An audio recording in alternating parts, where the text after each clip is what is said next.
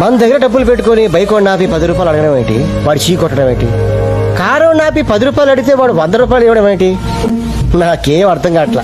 ఊరికి డబ్బులు ఎవరెవరు దొబ్బమంటారు. రెండోసారి అడిగానే నా కోసం అడగల, లోపల అనుకున్నా. ఆడు నాకు 10 ఇస్తే ఇడికి పాల్గొని ఇస్తానని 100 ఇచ్చాడు. దేవుడు డెఫినేషన్ అర్థమైపోయింది భయ్య. ఆడెక్కడ పైన ఉండడు, నీలోను నాలోను ఇక్కడే ఉంటుంది. అవతల వాడు సాయం కోసం అడిగినప్పుడు లోపల నుంచి బయటకు వస్తాడు. అప్పుడు 100 ఏంటి, లక్షల కోట్లు కూడా ఇస్తారు. ఏది అనుకుంటే అది అయిపోద్ది.